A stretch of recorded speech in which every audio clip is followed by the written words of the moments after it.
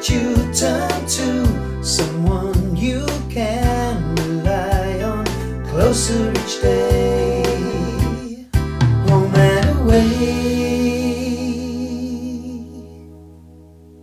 Welcome to Home and Away, a Tottenham Hotspur podcast hosted by myself, Graham Spice, and Glenn Cowie, where we discuss all things Tottenham Hotspur with both a match attending and international supporters view. Glenn, are you good? I am good, pretty good. Not a very happy Spurs fan at the moment, but on the whole, pretty good. As I mentioned to you when we were off air, 35 degrees here yesterday, so well and truly into summer, which you told me to shut up because you're getting snow this weekend, I think, or this week. Yes, it's not looking that nice. We have an extra person with us tonight, so Josh, are you good? Well, hey guys, thanks for having me on. Hey, Josh. Yeah, so Josh is staying with me this weekend, so thought we jump on as well. Good to have you, mate. Always welcome. Thanks a lot. Well, I think I was going to say there's only one place to start, and some may assume that's the debacle that was Ipswich, but we're going to start a little further back than that, aren't we, in the Galatasaray game, which I don't know what your view on that was, Graham, but I thought in patches it was a really good game of football, and it was a pity that we didn't come away from that with something. And did it come to pass that that's just a really very hard place to go?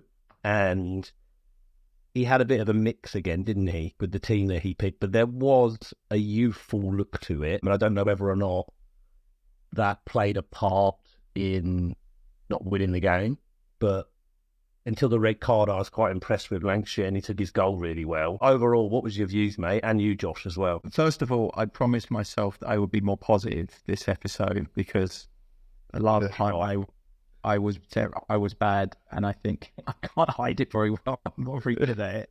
So, like, I would say that I watched a Galatasaray game in full.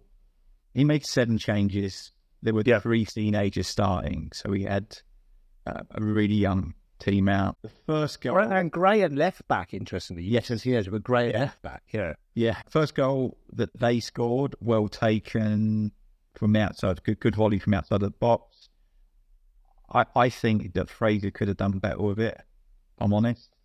It went almost through him, but it was a well hit shot, and I think maybe he was caught flat-footed because he was trying to cover that side of the goal, and it went across the goal. Lancashire's goal, really happy for him. I think it's a good learning experience for him. I think the second yellow was completely unnecessary. He brought the guy down. He wasn't in any danger. He wasn't going to break or anything. I just think it was a shame. But yeah, mate, hopefully we'll learn from that. Gray's pre-assist for the Lancashire goal. Yeah, great ball, wasn't it? It was amazing. Like the ball to Johnson, who then crossed I think he shot, but Lancashire bundled it in at the back post, right? I didn't think Bergvall played very well. I think he looked a bit overwhelmed by the occasion. I don't think he had a good game, and we messaged about it. I'm also getting a bit frustrated with Maddison. He was ineffective, wasn't he? Yeah, again, once again. This was he left out, so this was his chance. He started. Yeah, he didn't set the world alight, did he? Yeah, and just on your comment around Fraser Forster, something that I overlooked in our last episode or the episode before that, he is actually taking the place of Jed Spence in that Europa League squad. Jed Spence isn't even in the squad. I didn't realise that until, again, I knew it, but then I'd forgotten. Yeah, it just seemed baffling to me. We've got 3 keepers in the squad. Yeah. Is that a UEFA thing, though? Do we have to? Is it almost like that weird World Cup or Euros rule where you have to pick 3 keepers in your squad? Maybe we needed... Is it Austin that's the other one that's in the squad? Yeah, and neither of them are much good. But maybe he's homegrown, like club trained. Maybe he needs to be in the squad because he's club trained. Quite possibly, because of course the weirdness with Eric Dyer, he wasn't considered homegrown even though he was an international. He was Johnny Foreigner.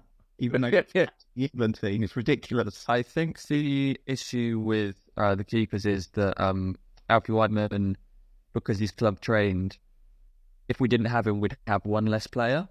So it's a case of we could take him just for the sake of it, or we could just leave him out. In which case, either way, Jed Spence couldn't have been included. Yeah, so it's either take him or we don't take him. Either way, nothing else changes. Yeah. Yes, okay.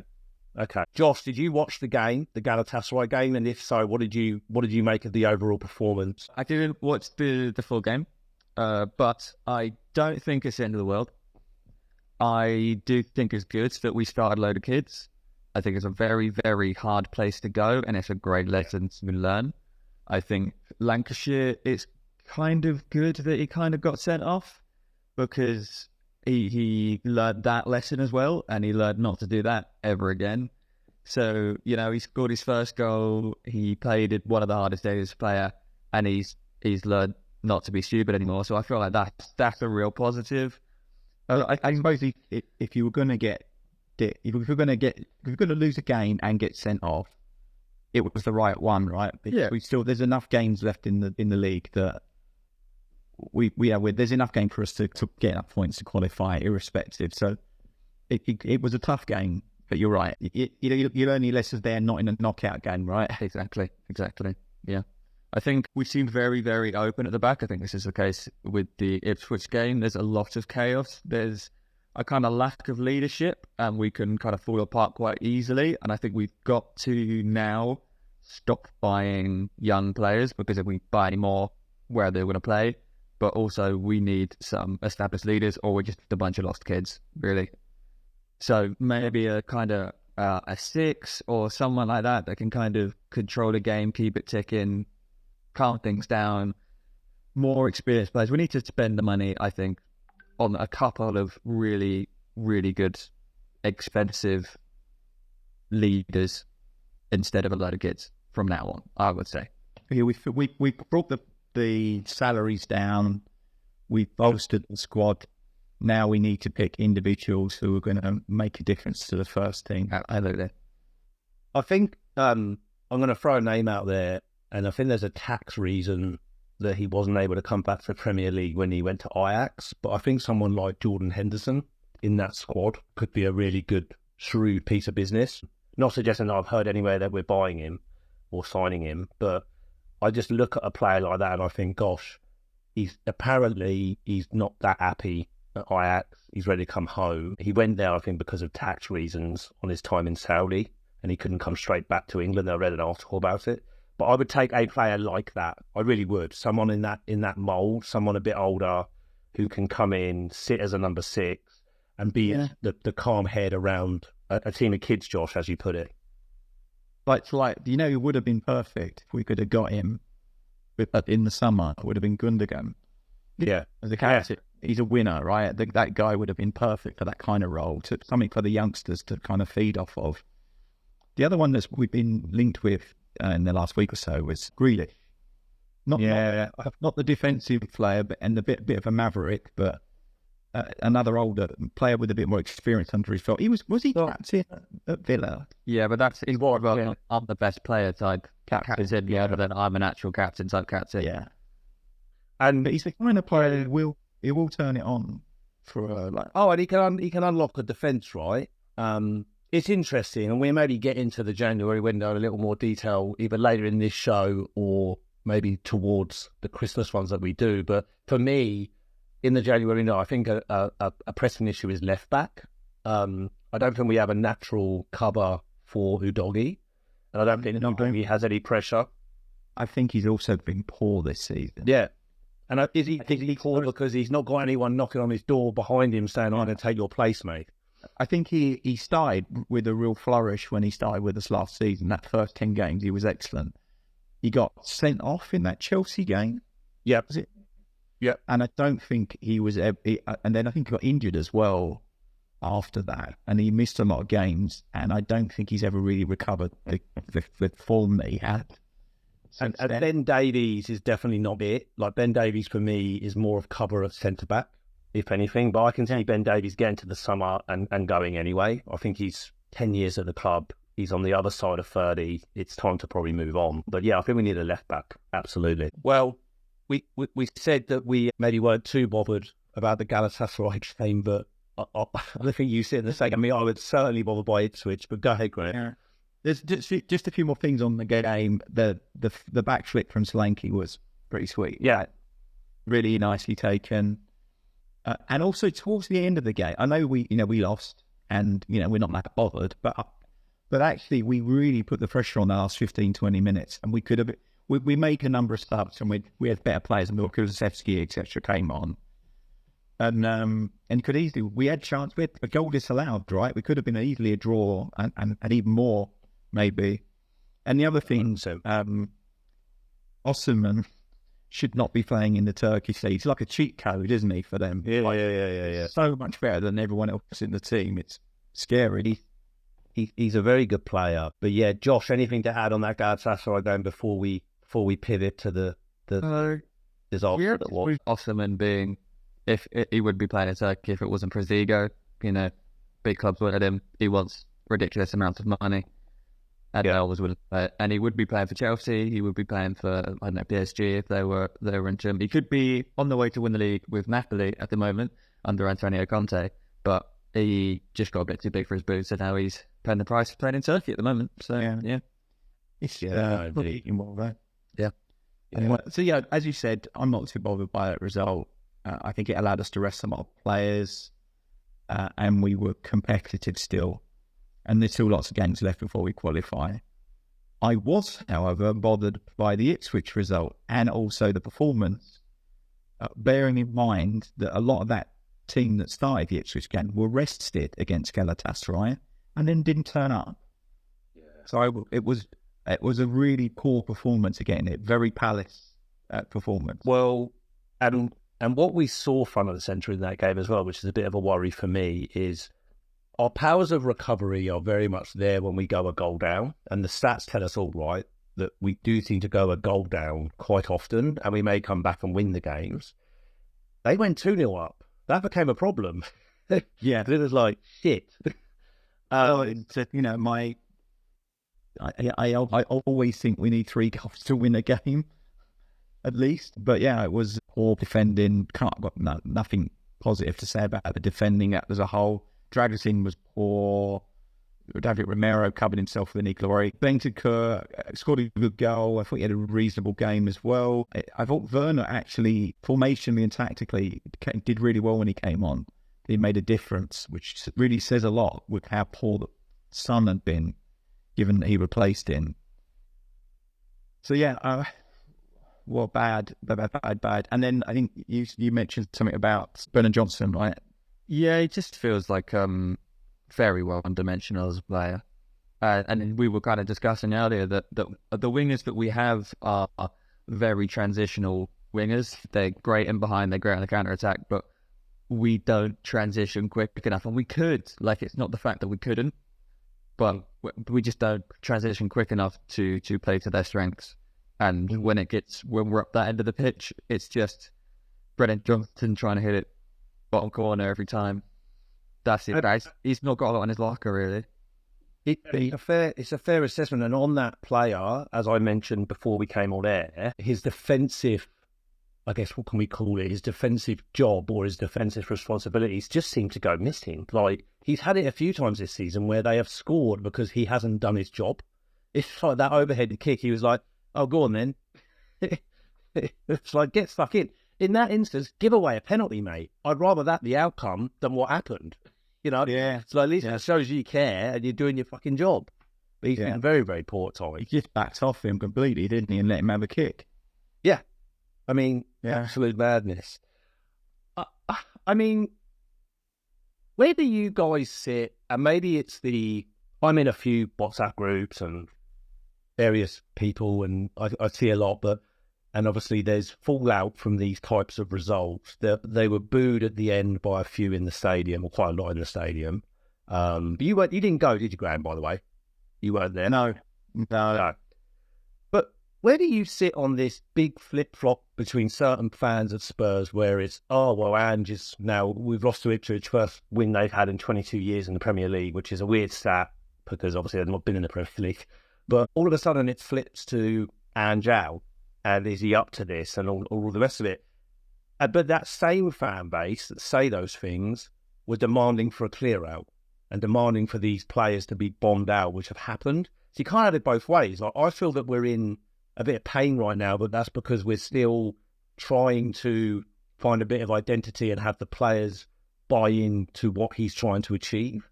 But where do you sit on that? You mentioned, Graham, that a 50%, was it a 50% loss rate? But yeah, we're still only 3 points off third. But like, do you think it's that bad? Do you think questions need to be asked about his job? We whenever we've had the opportunity we could have gone third against Ipswich. We would have gone third if we'd All of the results went our way, yeah. Yeah, they did. Every single one did. Yeah. And then we shit the bed. Like we do. That's the 5th international break where we've lost a game before the break in a row. Yeah. So 3 this season. We've had 3 international breaks, which is number one. That's another problem, which I'd like to talk about. We should not be having 3 international breaks before Christmas in friendly season. That's bullshit as well. But we've had a number of opportunities where all we need is a result against the team that we should be on paper, and we've just not done it. It happens all the time, and that's the thing that frustrates me. It's not we can look great against anyone. I've said it before. On our day we can beat anyone. We just need to be able to do that 2 weeks in a row, 3 weeks in a row. The teams that win the league and the teams that finish high in the league go on runs. They go on big runs of games where they win a lot of games. And at the moment, we can't string 2 together. We can win 1, but then we lose another one. Doesn't make any sense to me. Yeah. And it's like we can't keep our concentration for 90 minutes, 2 weeks. It's a huge issue. Josh, did you watch the game? And what did you what do you put to this? Why can't we do that? Why can't we string them? Why are we doing this? Why is it Dr. Tottenham? Like, what's your view?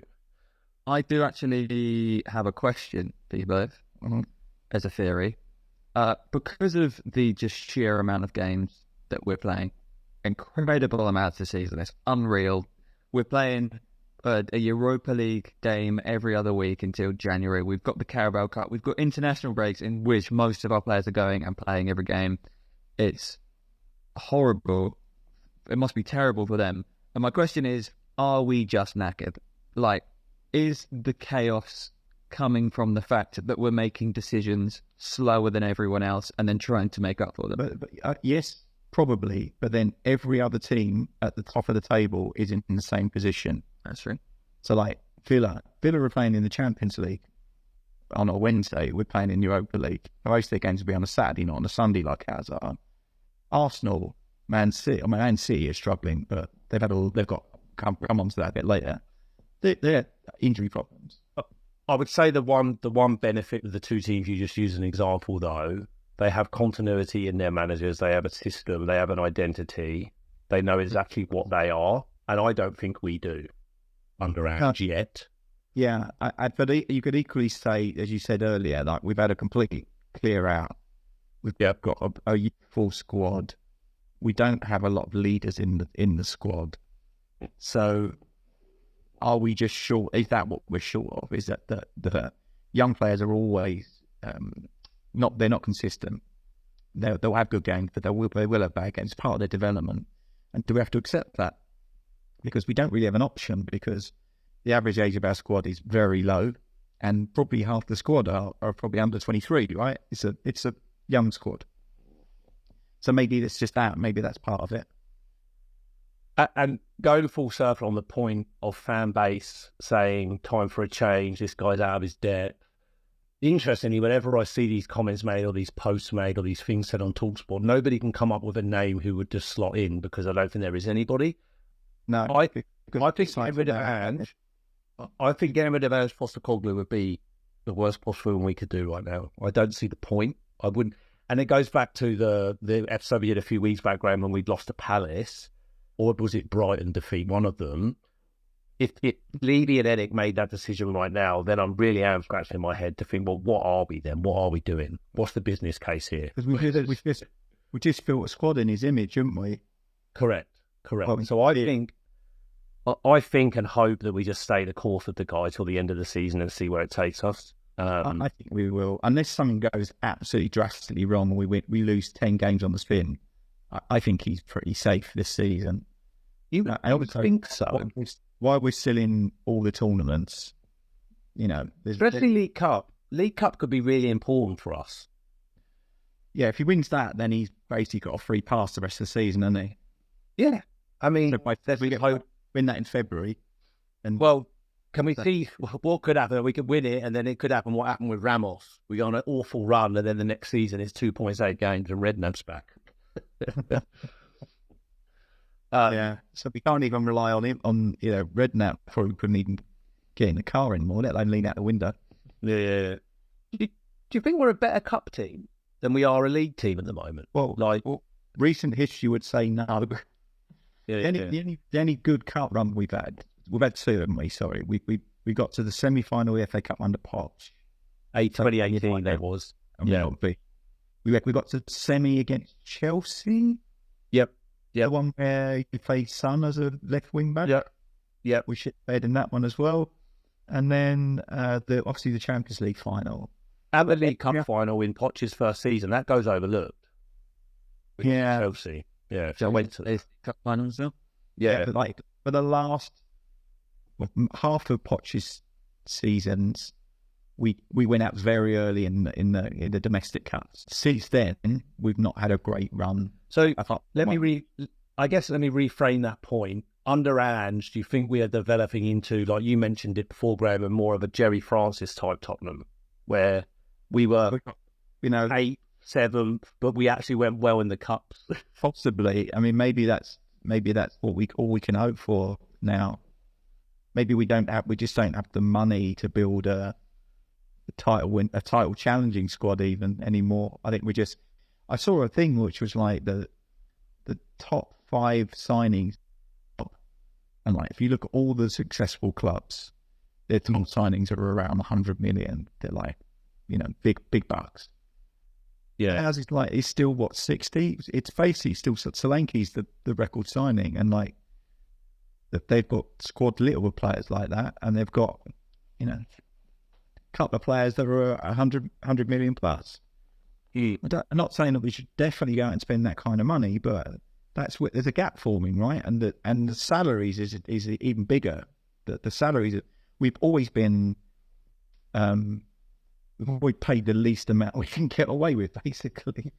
And I think this squad refresh has played in Levy's favour in terms of how much money he's saved. But then what I'm hoping is that if you think that the squad that we had was quite old, and they'd had several recontracts and pay rises as part of that, as they got better and better and proved themselves with the squad.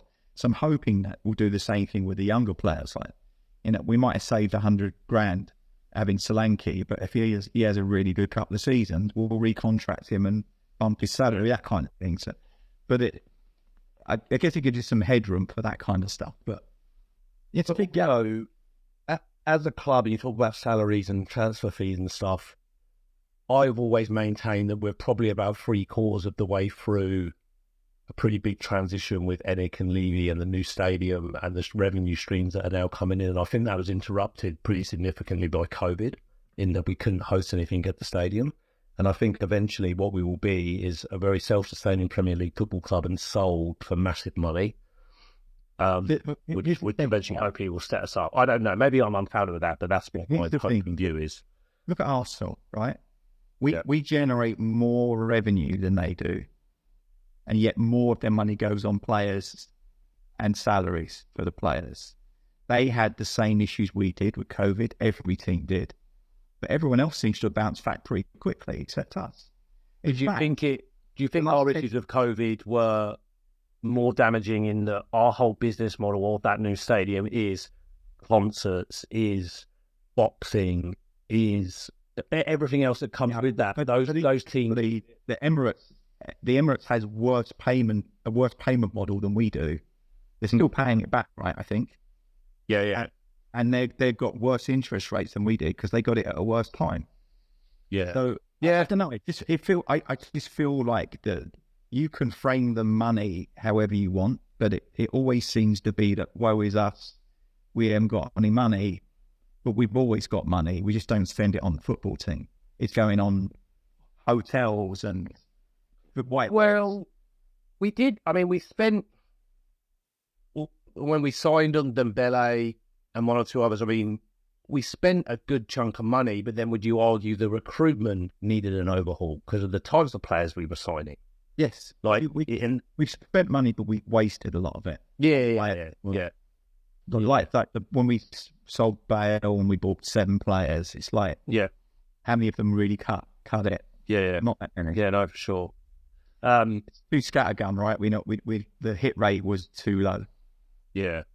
Josh, anything to add off that, mate, in terms of the actual leadership of the club and where we're heading and just the general shit show that is Tottenham Hotspur at the moment at times? Yeah, I don't think the spending of money is that bad anymore. I think we're just still catching up, I've got to be honest.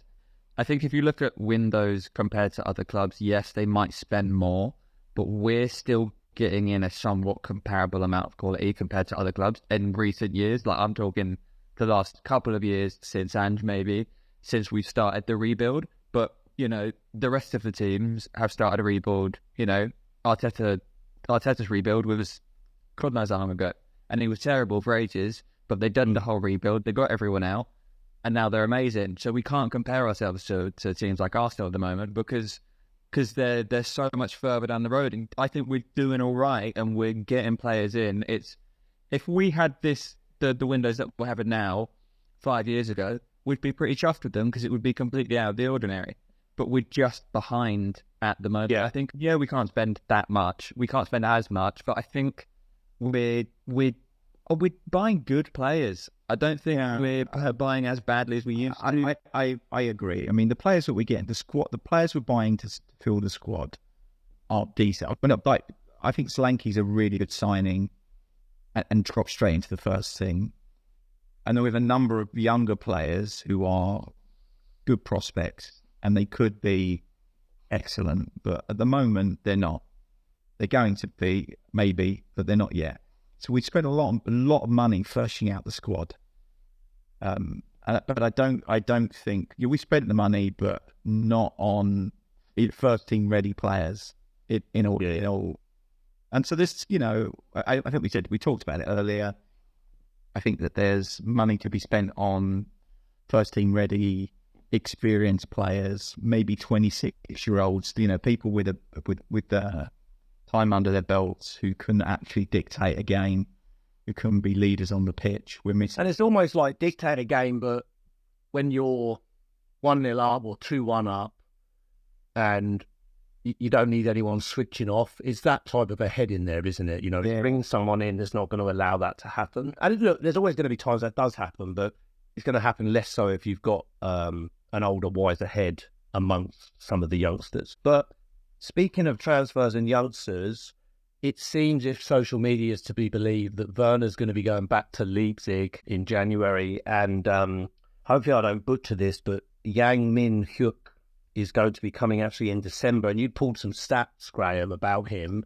And it seems to me and you and everybody else that he's being groomed and ready for the first team. So if Werner's on the way out, does Yang Min Hyuk come in and just maybe start to hit the ground running in lights of FA Cup or even off the bench in the league? But some of his stats, you want to share that with the listeners? Yeah, I mean, I think this season finished this month and he's going to have 2 weeks off and then he's going to join the squad in December.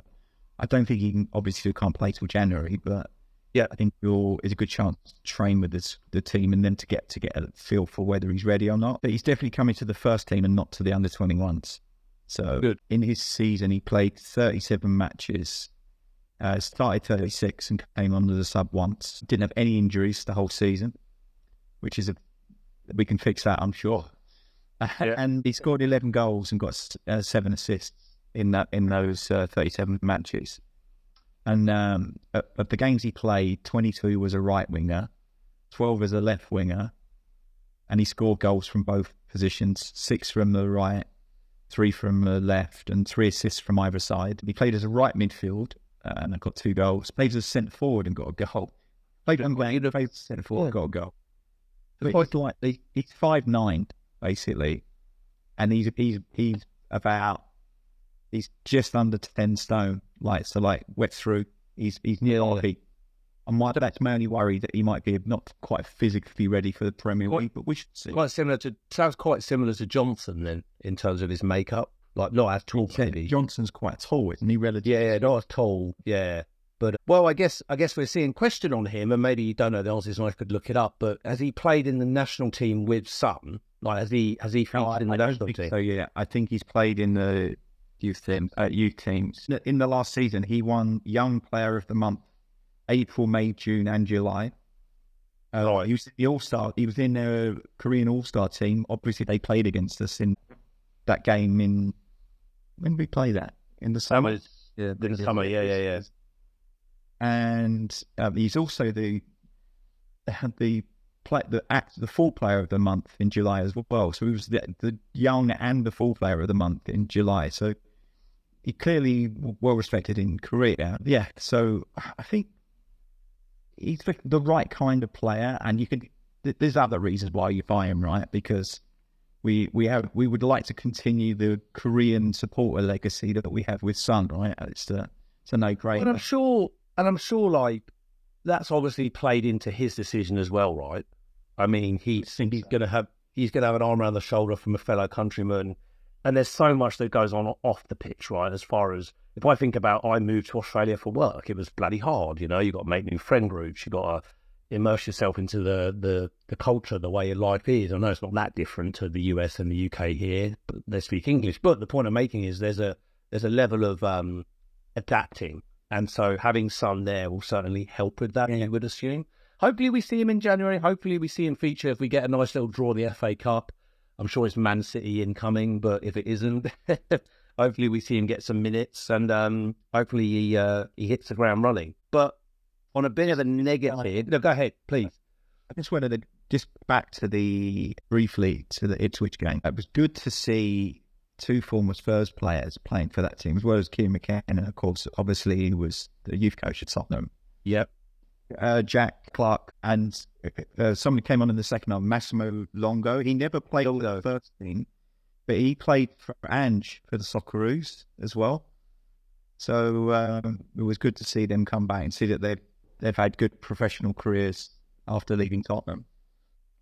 Yeah. The other thing about the squad and between now and probably January is Bentancur. It's about to say that. Which I have so many views on that.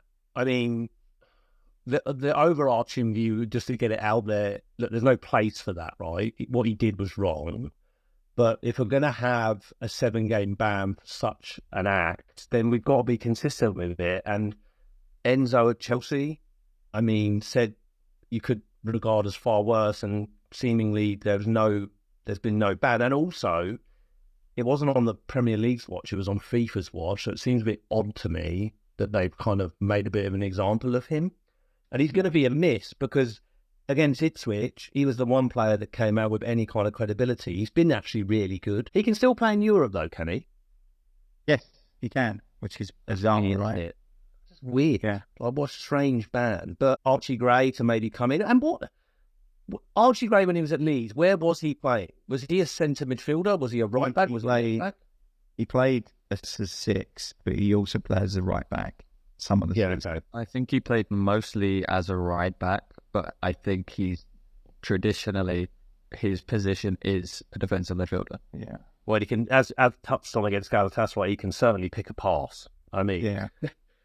And maybe there's an opportunity for him. He's industrious, right? He covers a lot of the pitch when he plays. I think he's looked a bit exposed sometimes at right back against the really quick left wingers that teams have had, but you know, I think he's played himself into games in a lot of cases. I really like to see him get a chance, and he'd obviously get more game time with Bentancur out. We've still got players. We've got Bissouma and Sarr, of course. So he's looking at the fixtures that Bentancur's going to miss then. So a lot this side of Christmas. So it's obviously Man City, Fulham, Bournemouth, Chelsea. That's 4. Then Southampton away. That's 5. Does he miss the League Cup game then? Against Man United, I assume he will. I guess. Yeah, so that's 6. Liverpool 7. So basically, his first game back in the league will be Boxing Day. So basically, we would see him then, and there's still opportunity for him to play 1, 2 Europa League games, Roma and Rangers, before Christmas. Yeah, frustrating, really frustrating, and quite baffling. But Just the lack of consistency, isn't it? Yeah. But as you said, could be an opportunity for Archie Gray to step in and get some minutes. Graham, we've touched on this in previous episodes, but you hate the international break. Tell me about that. So part 3 of this season of me hating the international break, because we always lose, and then I have 2 weeks where I stew on it, and it's the most miserable 2 weeks. I have no interest in these Nations League games. They are pointless. Yeah, and especially with England, I touched on it before, but it seems absolutely ridiculous that we've still got Lee Carsley in charge. Like, just get Tuchel in. Like, it just seems so dumb to me. Yeah, I don't understand it. Is he having an extended holiday? What's he doing? Yeah, just get him in. It seems very strange. Is he on garden leave somewhere? I don't know. I don't understand that. But maybe it's a deal with Munich that we wouldn't let him go before the end of the year. Don't see how it affects them. Yeah, him. Very strange. Just start immediately, and we can just get on with it. Like, it's... Yeah. If we could learn anything, because there's no way that Tuchel's going to play the same way at least Lee Carsley does. So I feel like, I guarantee you, Tuchel's played with Kane last season, right? And he scored an absolute bucket of goals for him. He's going to play to get the most out of Kane. He ain't going to drop him. Exactly right. Yeah. Josh, did you care about international football? Did you watch the England game? We played again, of course, on Sunday afternoon for you, Monday morning for me. Any thoughts on the international break as a whole? Ireland at Wembley. Yeah. I hate international football. I do the major tournaments. I think, I get international breaks. 3 of them is nuts. 3 international breaks is crazy. Well, I remember growing up with just 1 before Christmas, and that, that's still a push, really. Just give them just give everyone a little bit of a kick about, and then go to the international tournaments. I don't know what the Nation League. I give it. It's like an extra chance to qualify, but most of the big teams are going to qualify. So, why don't you just get the smaller teams and we should do that, and then we can be. It should have been a pre-qualifying tournament. Yeah, for team with a lower quotient or a lower ranking. Or if you're going to have the Nation Leagues as a tournament, do it as a tournament. So do it as a mini tournament in the off year where you've not got Euros or World Cup, i.e. summer of 2025. Play it then. Just do that. I guess the problem is that they have to keep the big teams in it, otherwise the TV money disappears, doesn't it? If you had Liechtenstein against Gibraltar on one side and San Marino against, I don't know, some other rubbish, Kosovo. No one's going to watch it. There's not even both of those games combined. Probably the people who live in those countries wouldn't fill Wembley. Yeah. No, too true. Well, the international break from this weekend, Sunday, will be behind us, and we can look ahead to the Man City game, which is tea time Saturday for our English audience and 30 in the morning for me. What do we think? Because it's got the potential for us to get an absolute smashing and a bit of retribution from Man City, because they've been on a bit of a poor run. However, we tend to do okay against them in the context. I can't remember the last time we actually got a hiding from them. We've generally usually given them a bit of a game, even when we've not been that good. So, I don't know. I don't know how it's going to go, but it's not a fixture that I relish. No, and we've been so poor away from home as well, right? We've very few wins away. They're in terrible form. They've lost four on a bounce. Yeah, starting with their loss against us in the cup, of course. So it looks like we've properly broken. But they've also got 10 players out injured, like first-team players. I'm just looking. So they've got Grealish, Stones, Bob, Foden, Rodri, Diaz listed as possible injuries. Some of them are knocks. I don't know what that means. Bob, broken leg. Rodri, obviously. And you're also assuming no one else comes back with injury from international duty. Yeah. We've still got another game to go. Speaking of injuries, pivoting to our squad, obviously we've got Richarlison, that's a bad one, he's out. And then, Graham, you sent me a screenshot of Odebert's Instagram story from one of the hospitals. He's had a hospital game. Yeah. So he's had surgery, so that doesn't look too promising for our injuries. But, I mean, ahead of that game, going into that game, the thing is, because it's Tottenham, right? Had we beaten Ipswich and we were sitting third, we'd all be quite buoyed by going into that fixture knowing that City are in bad form. but it's completely We would have been a bucket. flip-flopped. Correct. So now it's flip-flopped. But you wouldn't back against Spurs losing fucking Ipswich at home and going to beat City away. Like, it's just... It is football heritage, as Jose would say. Yeah. It's who we are, mate. Andrew would say. I'm going to sit firmly on the fence with the City game. I think it's going to be a score draw. I can see it being like 2-2 or something, and a really good game of football. Because I think we've got the players and the mindset and the style to go and give them a good game. Short of players, right? We've got injuries to... Yep. I'm not sure who's going to back. Romero came up after half a game, first game of the international break. So his toes still not right. The one that he shouldn't have played the Ipswich game for, probably. He's got I don't know what they call it. He's got an ickle toe. And I've got something to say on Romero, but I'll get these predictions out of the way first. So I'm going to say 2-2. Josh and Graham, we'll come to you at the end in terms of the prediction. What do you sit on the City game as a whole? Can we go there and get a result? Do I think we're going to play well? Maybe. Do I think we're going to get dicked? Absolutely. I think we need to remember that we're Dr. Tottenham and they've lost a load of games and we started that, so they're looking for revenge. We're not playing great. I think they'll turn it on. I think it'll be the kind of... We are really good at playing teams where they just they're terrible until they play us and then they just turn it on. And I think they're just going to turn it on and wipe the floor with us. I think it might be a low-scoring game, but I think we'll be well beaten. Yeah, it should have been like 4 or 5, but we'll lose like 2-0. It's like the cup game last year where they had about 1 million shots and then he scored 1. Yeah, but it could have been any number of goals. Yeah. I don't know. I'm thinking, God, I said I'd be more positive, didn't I? Yeah, go on. 1-1 draw. Oh, there you go. All right, score draw. Yeah, there you go. Yeah. Like you said, like you said, Graham, we need to score 3 times to win a game of football at the moment. So I can't see that happening away at City. No, I just and of course the game after that, just a few days later on the Thursday, is we won't talk about it now because we'll have another pod before then. But we've got Roma. Yeah, they've just got a new manager. See who it is? Yeah.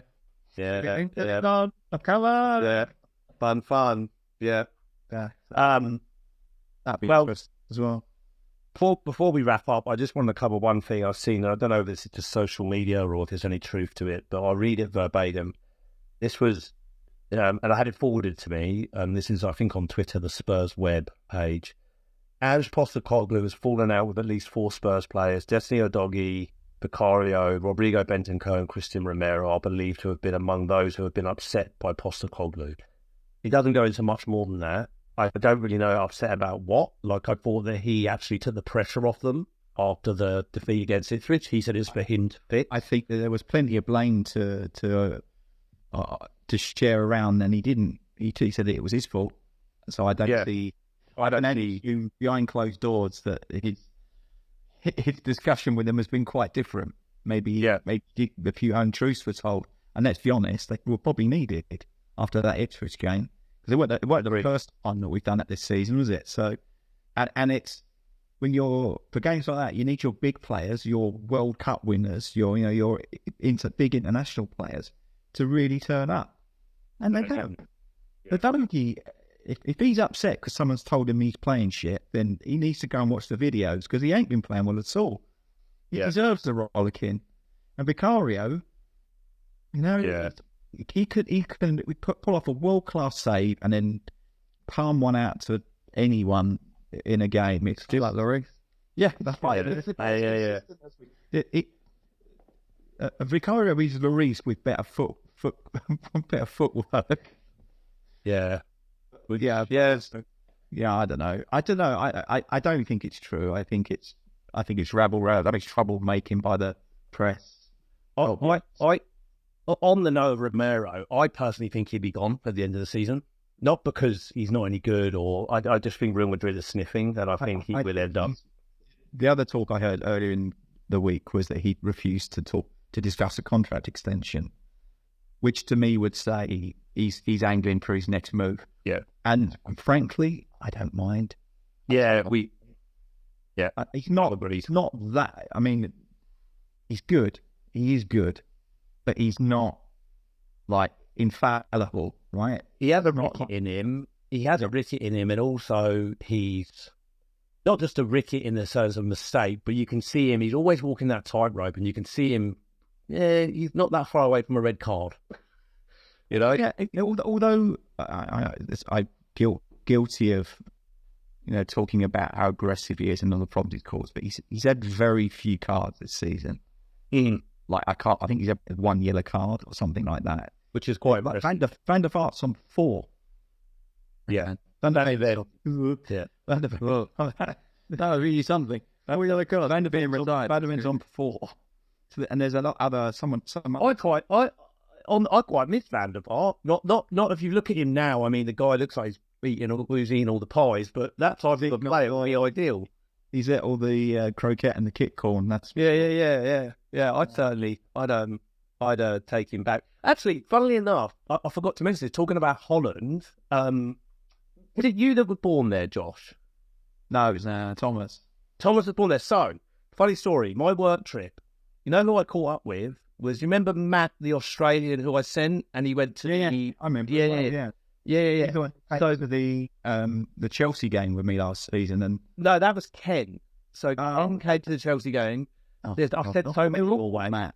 Sorry. Yeah, no, there's 2 Matts I've sent your way. One of the Matts, he's Aussie, and it was the one where he didn't actually sit in the season ticket. I ended up getting him a seat and expensed it.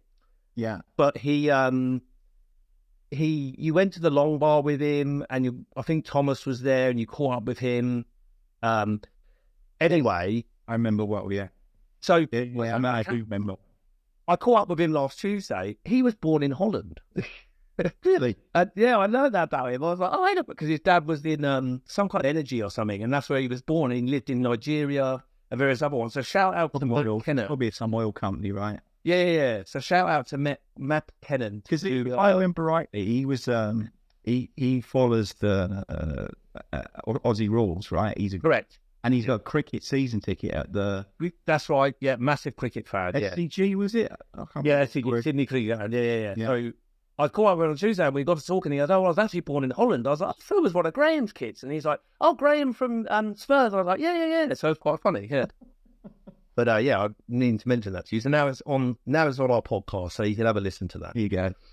Yeah, You got another mention. Indeed. Well, I don't have a great deal else to cover other than let's hope for some kind of a positive result against Man City. Let's hope. The only good news is that apart from Solanke, who I don't think will start, not a lot of English players to get injured in our state. We haven't got anyone in the squad apart from Solanke, have we? That's actually a good point. There's not many that have gone. Is Sonny playing for South Korea, I assume, or did he get? I'm not sure. I think he is, because he scored, didn't he? Right. Okay. 50th goal or something for the national team. Well, he needs Sonny needs some minutes in the legs, to be honest. So that's probably an actual positive that he's got for us. And that he scored a pen in a really tough game for them away to Kuwait. Wow. Oh, anyway. The toughest part of that was probably flying over Iran. Yeah, very true. Very, very true. Oh, good stuff. Well, on that note, I'll take us out from my perspective. Come on, you Spurs. Thanks to everyone who's listened in. Please like and subscribe to the podcast. Tickle the algorithms so we can get in front of more Spurs supporters. And to close us out, come on, you Spurs. Come on, you Spurs. Let me be the one that you turn to, someone you can rely on, closer each day, home and away.